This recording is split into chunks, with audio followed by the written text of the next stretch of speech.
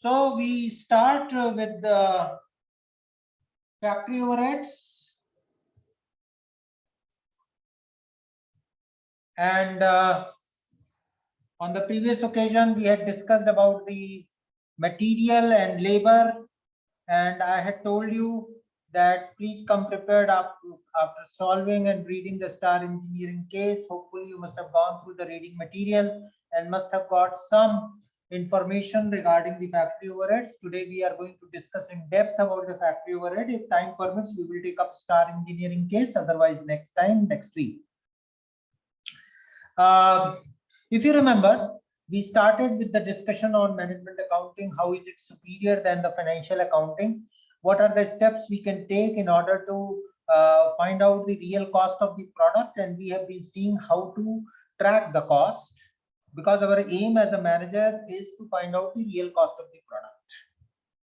The cost can be classified as direct and indirect. That also we have seen, and we have also seen that how do we take up the cost into the cost of the product. That means the direct costs are always traced to the product or traced towards the cost object, and indirect costs are allocated and absorbed. Always remember this particular these particular statements, because every time we are going to use it, and the whole concept of costing is based upon this. By this time, you must be clear what are the cost object. For example, brick industry, brick becomes the cost object. Bicycle industry, bicycle becomes the cost object, right? Paper industry, paper becomes the cost object. Oil industry, oil becomes the cost object. It means for whatever the product or the services we are trying to find out the cost, that becomes the cost object. Direct costs, which have a cause and effect relationship, and that is traced for the product. So it is always traced. Whereas indirect costs, which do not have the cause and the effect relationship but facilitate the production process, it is always allocated and absorbed. Hopefully you remember this. We have been discussing this many times in our previous sessions. So now today the time has come to understand what is allocation, what is absorption, what is the major problem in the factory overheads, why it is to be allocated, why it is to be absorbed. All those issues we will touch. So our lecture would be based upon two parts. Okay. So the first part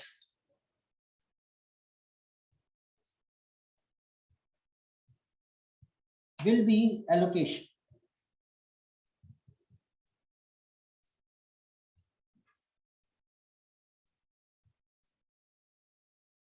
Where we will be touching upon primary distribution and secondary distribution. Then second part, which we will be taking next week, we will be talking about absorption. So we have devoted about 2 sessions on the overheads, okay, because understanding the overheads is very important in costing, and we should know how we should adjust the overheads. If you remember, we had talked about that if it is a single product industry, whether you classify the cost as direct or indirect, it doesn't make any problem. There is no problem, because ultimately whatever the costs are there, they are going to be absorbed towards the product. But if it is a multiple product industry, since the direct cost is traced, there is no problem. But what about the indirect cost? What would be the share of each of the product in the indirect cost? How to find out? So we need to have certain information, certain records to track all those indirect costs. For example, you have hired a building, okay, and you are paying rent. All right. Now rent for a building is actually indirect, because building is not contributing towards the production process, but it is facilitating the production process by, let us say, stocking certain raw materials of your products. And the cost of this facilitation is that you are paying rent. Okay. So how to take that rent to the different product? Because rent has nothing to do with the final product as such. But since we are following absorption costing principle, the rent as a cost has to be absorbed towards the product. So if it is a single product industry, we could have straight away taken the cost of the rent towards the product and absorbed it. But it's not possible if it is a multiple product industry. For example, let us say we started with Maruti Udyog. So let us, for example, assume that Maruti is producing Alto, WagonR, and Brezza. And all these three models, tires, they are being stocked in that particular building. So that means what? All these three products are taking the facility or assistance of the building. So naturally, the rent part portion which is there, which is the cost of the building, is to be shared by these three products. Now, who will share how much? How it is to be found out? What type of cost driver needs to be taken so that it can be allocated? We had already talked about the cost driver. For example, paint may be measured in terms of liter. Paper may be measured in terms of number of rims. Hospital cost may be measured in terms of number of beds. Okay. Bicycle cost may be measured in the number of bicycles sold. Similarly, rent, building cost is the rent, is to be measured. How to measure that rent? What is the most acceptable cost driver? That acceptable cost driver should be able to track the whole of the cost. The most rational may be that area occupied. Okay. So area occupied by the tires of WagonR, area occupied by the tires of Brezza, area occupied by the tires of Alto, and that we take it. And suppose the area occupied by all these three models keep on changing. Daily it may be changing, every month it may be changing, or every year it may be changing.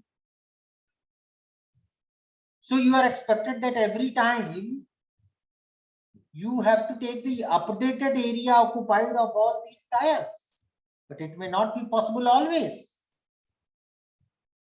In a fast moving industry, or where the material is being used in a very fast manner, you as a manager is not expected to go and measure that how much area is occupied. So what we do, we proceed on the basis of budgets. We take the cost these materials area occupied standards, and accordingly we proceed. Because in management accounting, what is our aim? Our aim is to find out the real cost of the product, and our aim is to not to wait for anything to happen as we have been doing in financial accounting. Rather, we start taking action from day one, and for that we need to have a budget. Everything in costing or management accounting is based upon budgets. So if the budget is not there, that means what? You are not able to take actions. You will have to depend upon the daily transactions as you have been doing in financial accounting. But in management accounting, what happens that if you proceed with the budgets, you start taking actions, and if there are any variances, positive or negative, and accordingly you take corrective actions. Similarly, let us say if the indirect material like lubricants are there, oil is there, how would you track towards the product? Because it is not being used in larger number, but it is facilitating the production process for lubricating the particular boiler or particular machine, etc. How would you do that? Because the lubricant oil you will always demand from where? From the stores. Okay. And it is tracked towards the cost object. You have to track it towards the cost object. how to track it. So we have already learned in second session that any material which is to be there has to be demanded from the stores by filling the material requisition slip. So that material requisition bill slip can be the document by which you can track the cost of the indirect material as well, along with the direct material. So that's what is the proper costing. We keep on doing the different innovative methods to track the costs. So factory overheads is one of the most trickiest issue. Okay, so if the factory overhead is little bit in alarming number, once your industry is is producing at a very high scale, or is a very big industry like Indian Oil Corporation, BHEL, SAIL, etc., you have to keep a track to all these overheads where they are very alarming. So how to do that? Because our aim is to find out the real cost of the product, and therefore you need to allocate all these costs very properly, because these are indirect costs. They do not have the cause and effect relationship with the cost object. Therefore, you will have to allocate it and then absorb it. So we need to understand the procedure behind it. So always remember this, which we have already talked. Okay.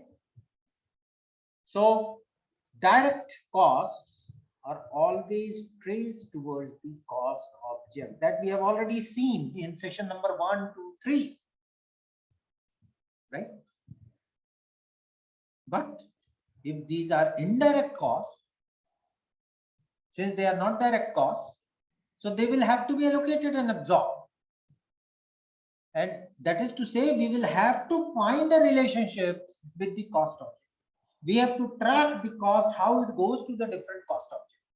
Single product, fine. Multiple product industry, you have to be really cautious that how are you tracking the cost. So that's the aim of a good manager. He should be able to track the cost properly and take decisions, not only to record the cost. That anybody can do. You have to take decisions, cost control, cost reduction. So for this, it is essential that you should know that how to track the cost, how the cost is actually flowing in the different departments. So we have already covered about the overheads. That means small expenditures, but it may be alarming sometimes if it is a big industry. Other than the prime cost, they are treated as overheads. It can be your indirect material, it can be indirect labor, it can be indirect expenses. And if it is in higher volume, naturally you will have higher amount of the overheads which you can't ignore, because they will have a you can say heavy impact in tracing the cost of the product. And I hope that you must have referred to the note which I had shared on the overheads. So it can be conveniently classified as the works overhead, as the office overhead, as the selling overheads, right? In small factories, such distinction may not be possible, but in the big factories, these are to be taken into consideration. So some of the examples, for example, all manufacturing costs like factory rent, freights, lighting and heating, miscellaneous costs like lubrication, cotton waste, wages of indirect workers, costs not traceable to the product. For example, in session 1, we had talked about the depreciation, we had talked about the repairs and maintenance, power and fuel, salary of the production management, support like tool room, the canteen, the staff charges, the expenditure for administration of the factory. In other words, it means that all the indirect costs which are assisting towards the production, that means the non-manufacturing costs, have to be taken into consideration as the overheads. So why it is important?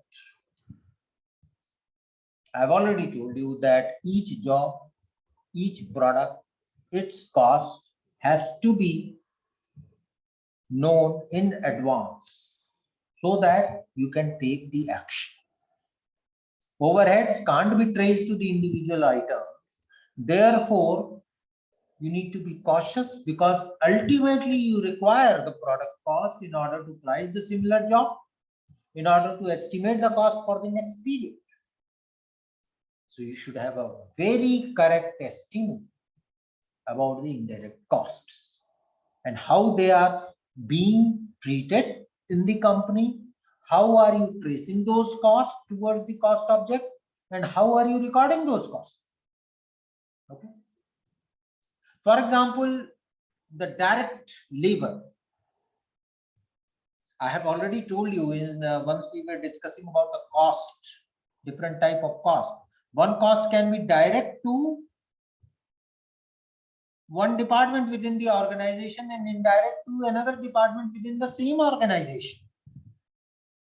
Same cost can be fixed, can be variable depending upon the cost object.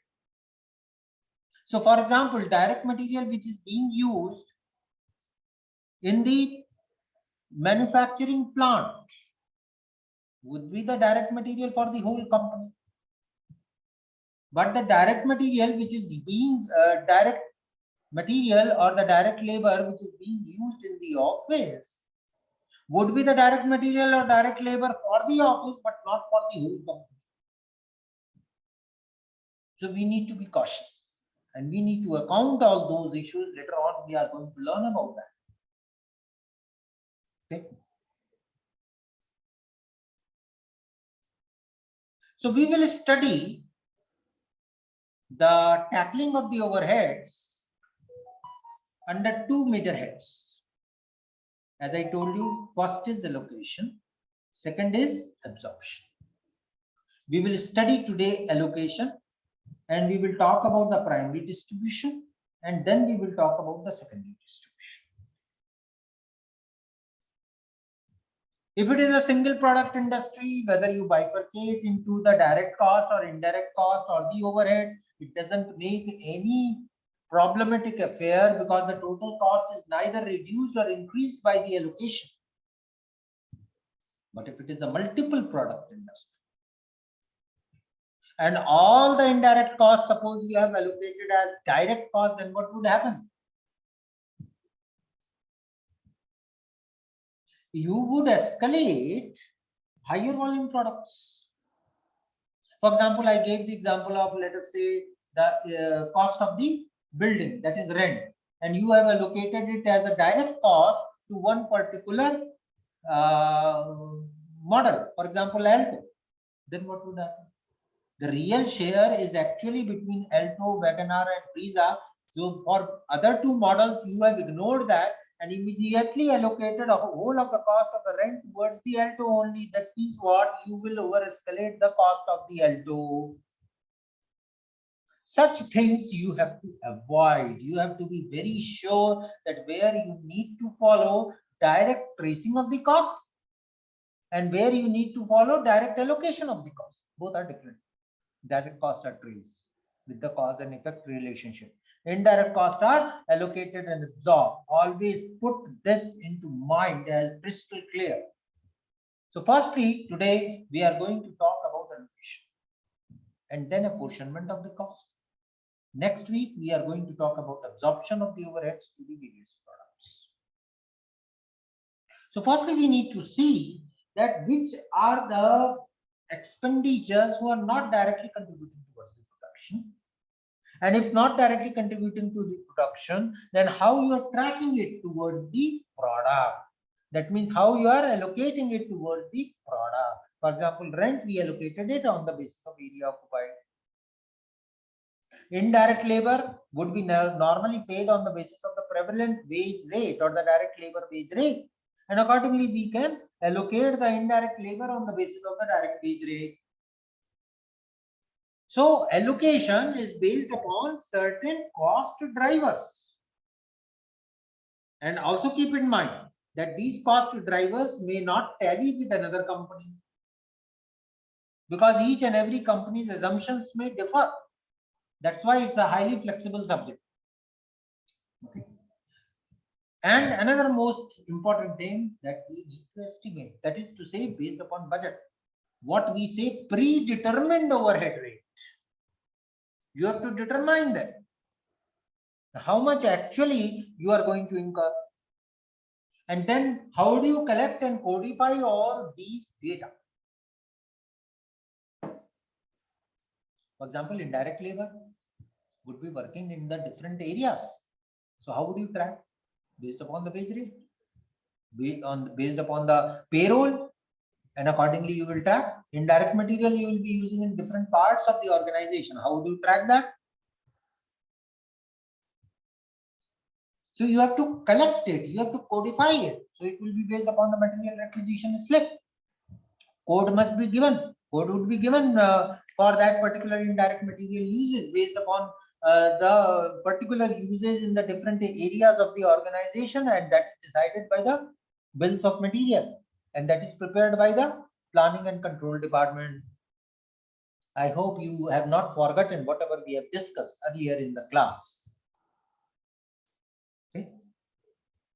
So the first step in allocation is that divide the organization into two major departments. One is the production department, another is the service department.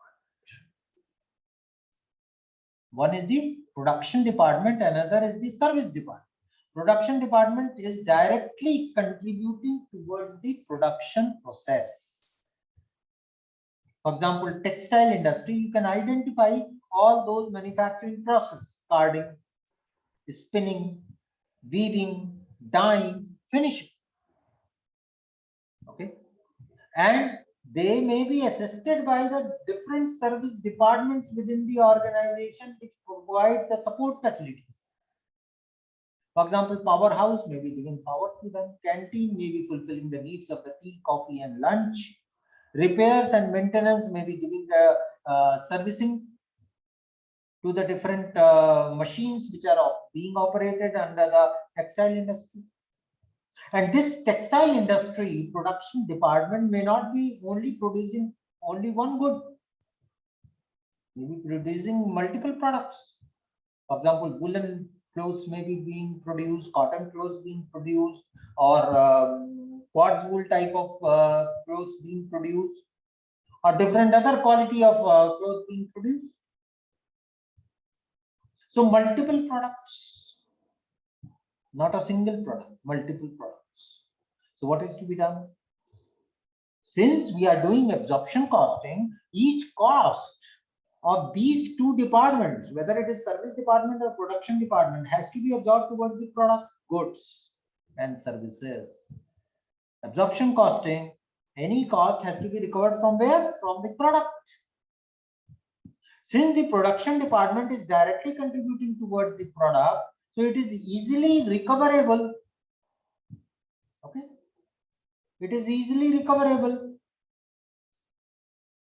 It can be directly absorbed towards the product. But suppose canteen is there. Canteen is there. It is providing its services to the carding department also, dyeing department, finishing department, spinning department, weaving department. How would you take the canteen facilities back to the goods and services or the product? It's not possible. Because canteen has nothing to do with the goods and services. Canteen has something to do with the production departments. Why? Because they are assisting for the smooth running of these production departments. So in other words, what does this mean? That the service center cost has to be again reallocated to the production department, and from production department back to the goods and services. That's how we will go. So in other words, firstly, the primary distribution, all the indirect cost would be allocated based upon certain rational cost drivers to the production and the service departments. And then the secondary distribution, that means the service department cost would be reallocated back to the production department. That is allocation. And then the production department total cost would be absorbed towards the goods and services. That would be called absorption, which we will study later on.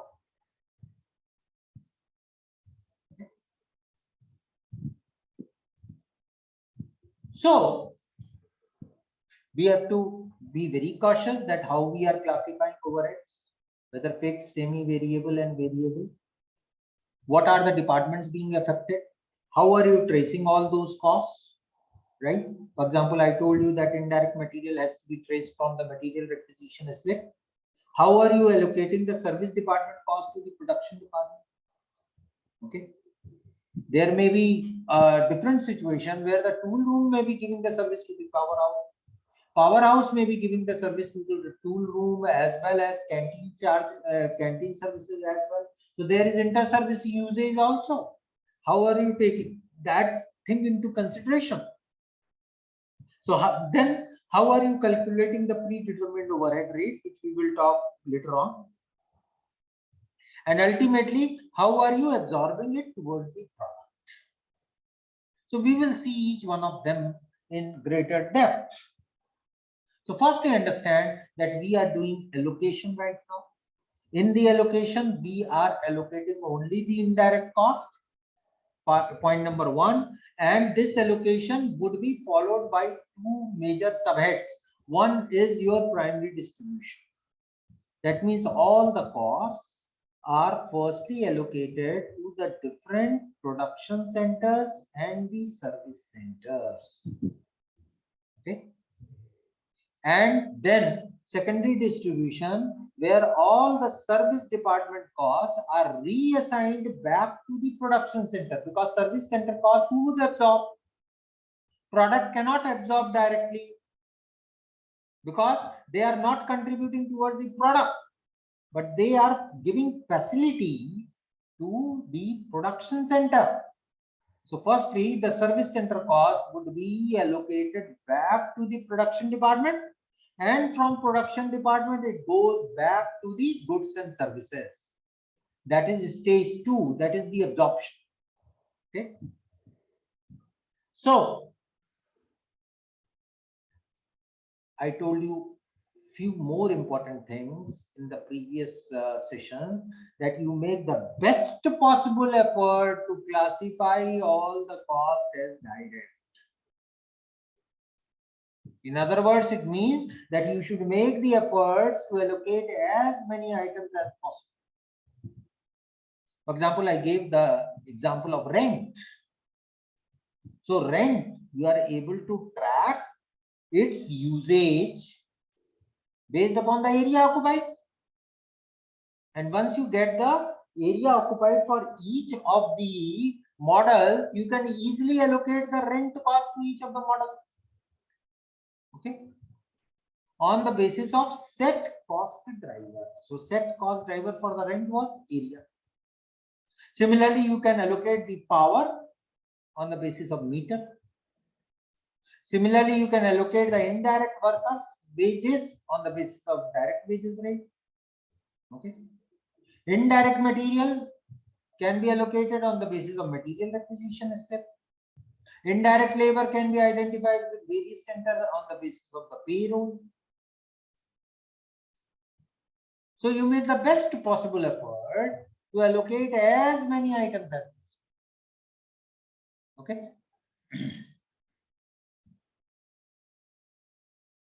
Similarly, there may be rents and rates, the lighting works, etc. And therefore, you have to work out the fair or equitable basis cost to drivers.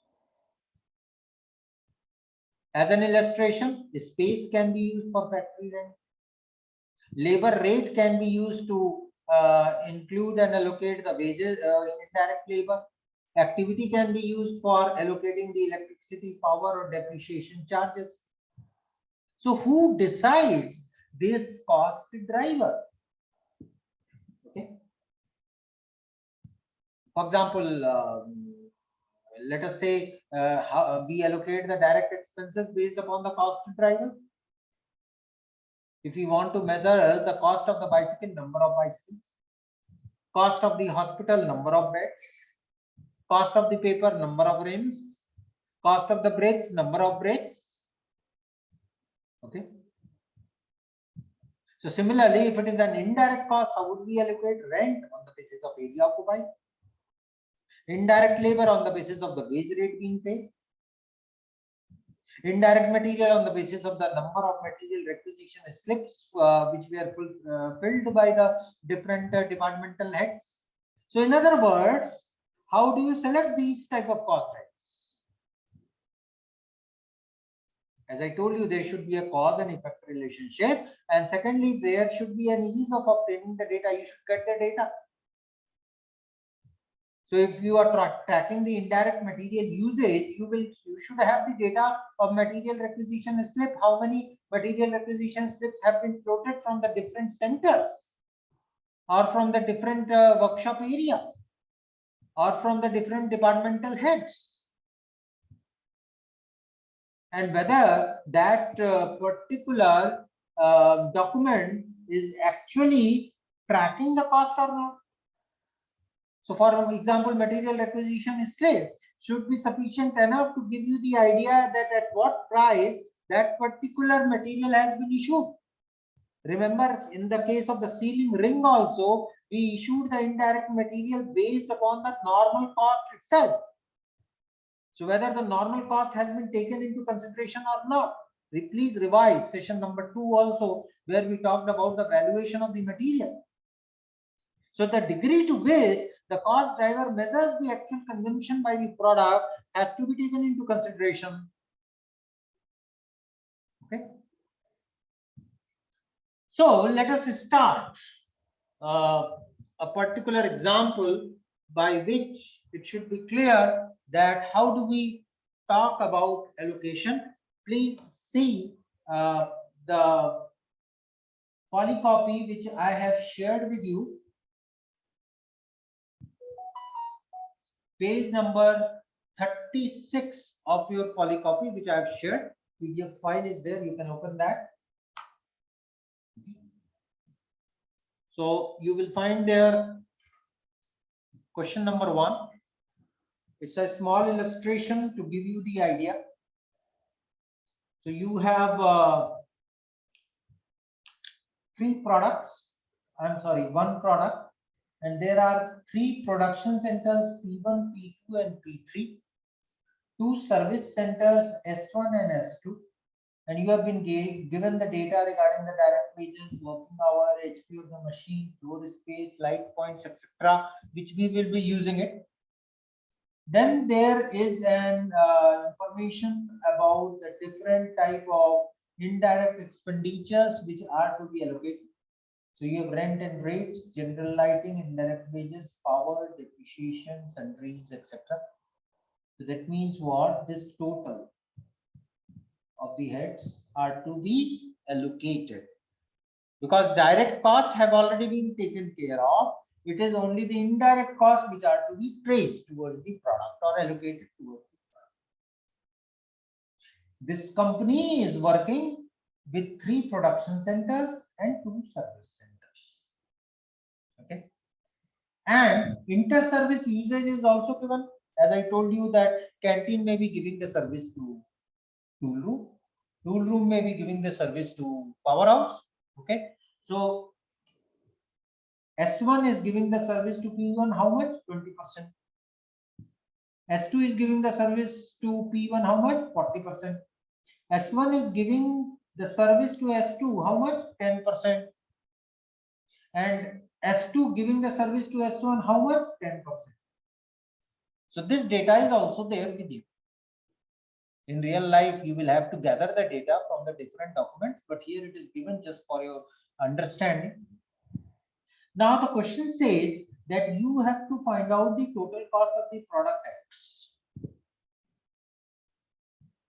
And it has already recorded and traced the direct material cost, which is 50, and direct labor cost rupees 30. So in other words, what does this mean? That direct costs have already been traced. It is only the indirect cost which we need to allocate it where to product X. So let us start and see the solution. Okay. I hope you have understood the question. If not, please read it once again from your polycopy. So we start with this. This is the same case, and this is the kitty of indirect expenditure, which needs to be allocated to these 3 production centers and these 2 service centers. Why? Because we are doing absorption costing, and the whole cost of these 6 or 7 items, which is there, 6 items, which is there, has to come from where? Has to be absorbed from to whom? To the product X, and product X is being manufactured with the association of P1, P2 and P3, and with facility of S1 and S2, which are giving the services to P1, P2 and P3. Okay, so we start. First step, I will give you a pause, and after that you can ask the question. First, understand the solution. Now, for solution, how we need to approach with this particular case study. Firstly, we will follow the primary distribution. As I said, under allocation, 2 major steps. One is the primary distribution, another is the secondary distribution. So we will firstly follow the primary distribution. We will firstly take rent, because rent is the first one being taken. Rent value has been given 5,000. Okay, so 5,000 is there, and the most rational cost driver to allocate the rent is the your floor space. 2,000, 2,500, 3,000, 2,500. Now this is as per the numerical. You may get different type of numerical, you may get different type of case where you will have different type of cost drivers. These are cost drivers. So rent will be allocated based upon the floor area, 4:5:6:4:1. Okay, so you get 1,000, 1,250, 1,500, 1,000, 250. So there should not be any problem. 5,000 has been allocated on the basis of 4:5:6:4:1. How would you allocate general lighting? Most rational indicator, light points, 2:3:4:2:1. So it would depend upon the numerical, it would depend upon the case, it would also depend upon company to company, because normally, suppose for example, light point or general lighting is based upon the watts. Okay, so if watts information is not given and light point information is given, so we will take it as the basis of apportionment. So 2:3:4:2:1. So we have taken that. So light points, if you see, here is the light point, 10, 15, 20, 10 and 5. Calculate the ratio, you will get the same very information of 2:3:4:2:1. Then we take the indirect wages. Okay, so indirect wages is here given 1939, and it will be allocated most rationally by direct wages. So we will take up the ratio of this direct wages. So we will allocate it 1939 will be allocated 600, 400, 600 like that. Okay. Then the power. Excuse me, sir. Can I ask a question? Just let me finish. After that, I will give you the time, please. Sure, sir. Sure. Okay. No, just 1 minute more. Okay. So power on the basis of HP, the most rational indicator can be your horsepower coupled with the hours being used, but it is not given, so we will take up the horsepower. Some would get confused that they may take the working hours. No. Most probably that question would have been there, but working hour is for the whole plant, not for the machine. Nowhere it is written. Okay. So we take the horsepower, 1,500, 600, 300, 500, 100, 0. Depreciation. Normally it is the value of the machine. Again, somebody will say, well, working hour. No, it's a value of the machine. Working hour is for the whole plant. Working hour of the machine not given. So 2400, 3200 like this we will go. Sundries. Sundries is another information given, the last item. You must have read in your financial accounting classes what are sundries.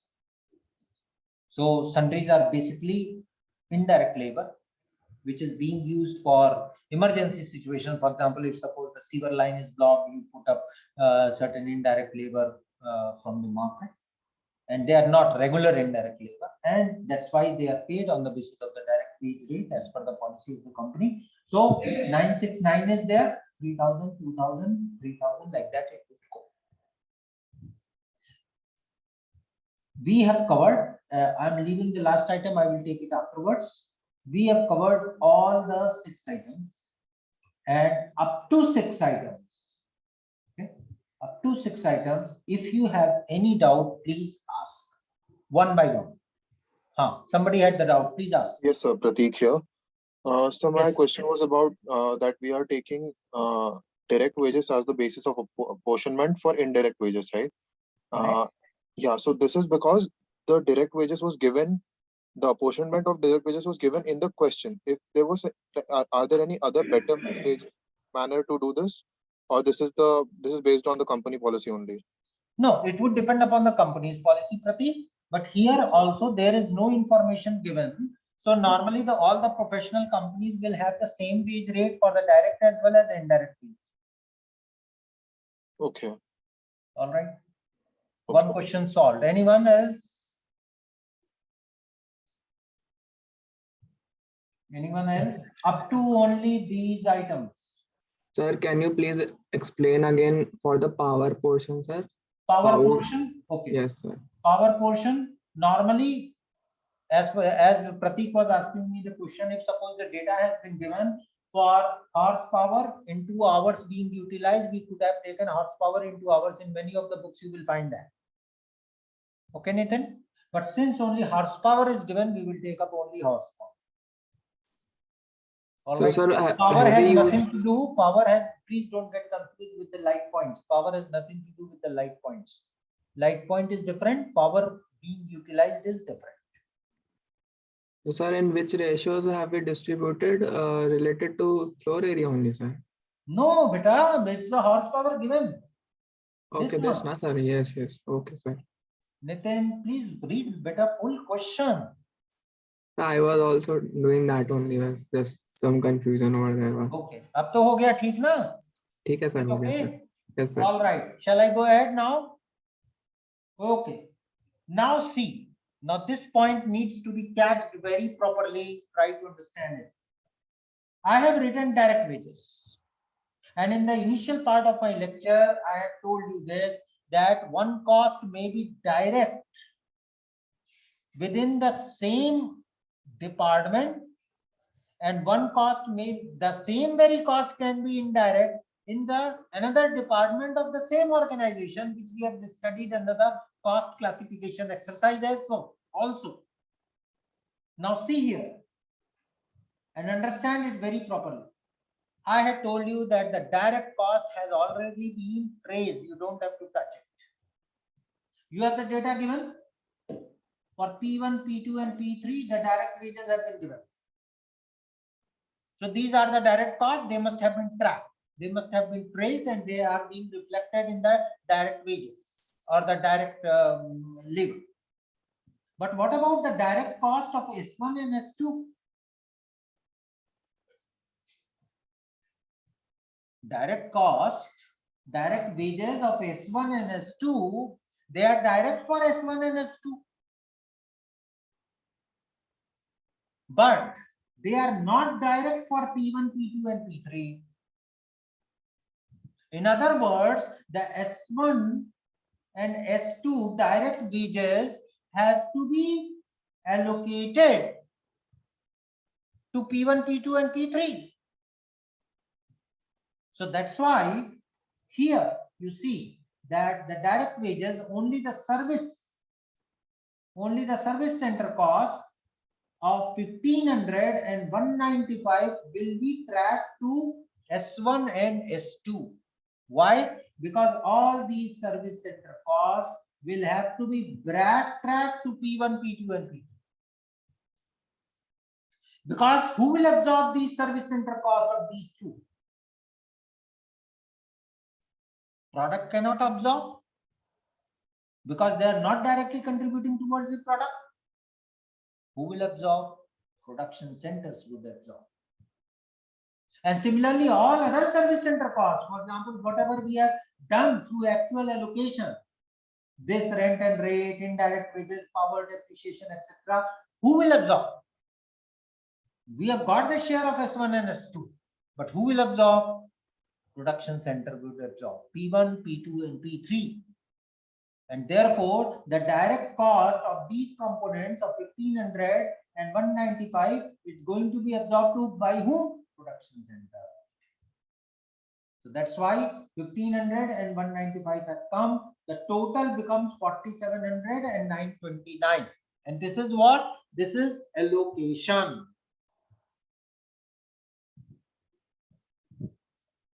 Primary distribution, the first step. We have not completed the second step.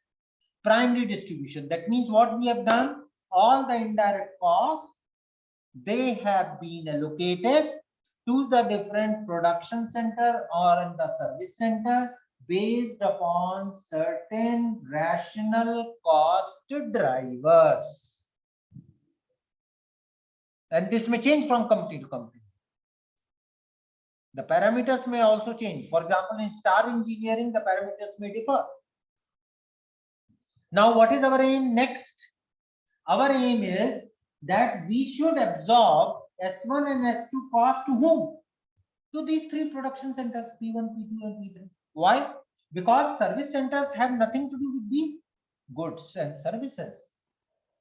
They are not directly contributing. They are assisting these three production centers. So in other words, what does this mean? This S1 and S2 cost, who should absorb? P1, P2 and P3. So in other words, next step will be secondary distribution. Secondary distribution means that S1 and S2 cost will have to be taken back to P1, P2 and P3. And another situation would be that S1 may be giving the service to S2. Tool room may be giving the service to canteen. And S2 may be giving the service to S1. For example, tool room may be giving the service to canteen as well as generating department or powerhouse, and vice versa also. How you would know how much service they have given to each other? Therefore, each service usage data has to be collected. And this question has already given to you. For example, if you see here, S1 giving the service, contributing the towards P1 how much? 20%. Towards P3 how much? 40%. Towards S2 how much? 10%. Similarly, S2 giving the service to S1 how much? 10%. To production center 3 how much? 30%. P1 40%. P2 20%. So our job has become easy. So what we will do, we will allocate the whole of 4700 and whole of 929 to each of these production centers. So once we reallocate the service center cost towards each of the production center, it is called secondary distribution. And how would we do that? We may follow different methods. If suppose you have read a book, there are different methods. Continuous reapportionment method is there. Algebraic method is there. You have the simultaneous equation method is there, and many other methods are also there. But unless and until specifically given, you will follow the continuous reapportionment method because it gives you the better results. Okay. So we have followed the continuous reapportionment method. What does this mean? That we will keep on allocating the S1 and S2 cost towards all these production centers unless and until the S1 and S2 figures become zero or negligible to allocate. Now let us see how. S1 cost is how much? 4700. So we will take up firstly 4700. How we will allocate? It is already given in the numerical. S1 cost 20s to 30s to 40s to 10. So here we will take up 20s to 30s to 40s to 10. We will allocate it to P1, P2, P3, and here it becomes 0. I have written just for your facility, okay? Otherwise, it will be shown as 0. So I have taken minus 4700 and S2 470. So by virtue of allocation, what happens? S1 leaves some traces to S2. How much? 470. Now we will take up S2, 40s to 20s to 30s to 10. If you refer the numerical, here is the contribution. So this becomes 560, 280, 420, 140, and here total has been 1399. So 1399 here will be 0. But I have just shown you for your facility. Okay. So we will keep on doing it unless and until it becomes negligible to allocate, or either it becomes 0. So ultimately what has happened? The cost for S1 4700, the cost of S2 929 have been allocated to these 3 production centers on certain rational basis. And it has become 0. Now question may be raised, sir, why you have taken S1 first, why not S2 first? The answer is very simple, that S1 has been taken because it is taking the highest load of cost as compared to S2. So we have taken on a rational basis firstly S1 and then S2. Now suppose somebody asks, sir, S2 lete tab kya hota? There may be a minor variation in the figures, but the most rational thing is that firstly we take up S1 and then S2. I have finished this portion. If you have doubt, please ask.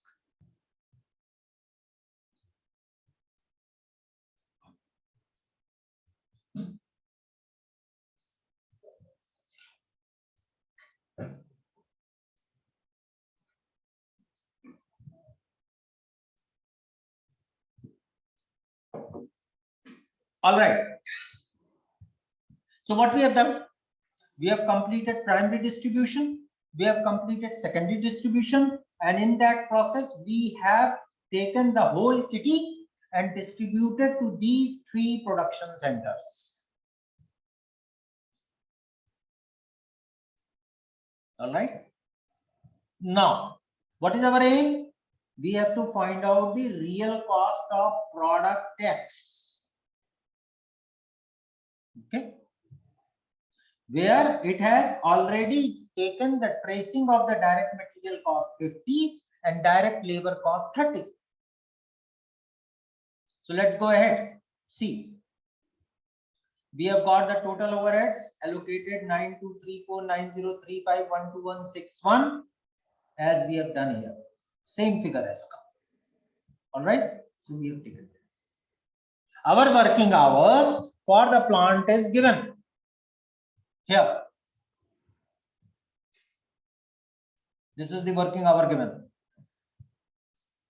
So we take it. So in other words, our budgetary rate, I told you that everything would be based upon budget and after that multiplied with by the actuals. So this is the budgetary rate 3.00. And this is nothing but it is called the POHR. Isko note kar lena, predetermined overhead rate. We will talk next week about that. By this rate, P1 cost would be absorbed towards the product. But kya karna kya hai? We need to absorb the cost of P1 and P2, P3 where to the product based upon certain budgetary allocation, that is budgetary rate, that is POHR. So direct material we are not going to touch. Direct labor we are not going to touch, already given. It is only the indirect cost which we are going to touch. So P1 cost of 9234, how it would be allocated? Based upon the budget 3.00 and P1 has been given how much? 4. Just see the rate. It has been given 4. P1 and P2 and P3 for 4, 5 and 3 hours respectively. That is the actual. Actual has to be multiplied with the budget. Everybody knows about that. So 4 into B5, this one. Okay. 5 into C5, this one. And 3 into D5, this one. So you have allocated these three, and therefore the total cost for product X is 117.20. So what we have done, we have not touched the direct cost. We have allocated the indirect cost. How we allocated? Firstly, as the primary distribution, then secondary distribution. From secondary distribution, again reallocated to the production center, and from production center it has been absorbed towards the product. That means we have followed the absorption costing principle and absorbed whole of the indirect cost towards the product. Any other doubts? So how did we arrive at the 12, 10 and 15 for P1, P2, P3? Could you please explain Just that now once? I told you that here it is given. See, just read the question. Total cost, and there is, it is given P1, P2 and P3. They are utilizing 4, 5 and 3 hours respectively. Okay. Did you find out? Yes, sir. These are the actual hours. Okay. These are the actual hours, and this is your predetermined overhead rate. So it will be multiplied with the QHR into the actual activity. So what we have done, 4 has been multiplied for P1. Okay. 5 multiplied for P2 and 3 multiplied for P3. So what we have done, we have absorbed the whole of the indirect cost towards all the 3 production centers and got the real cost of the product X. Okay. Alright. Got it. Yes, sir. Thank you, Amit. And that's all for today. We will meet next on Thursday. Come prepared with the star engineering case. All the best. Thank you very much.